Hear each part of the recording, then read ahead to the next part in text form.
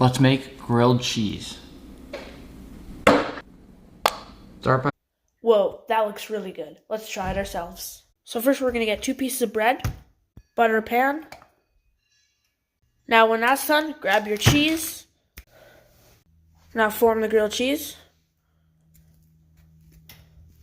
Place it in a pan. And listen to that crisp. And when it's ready, flip.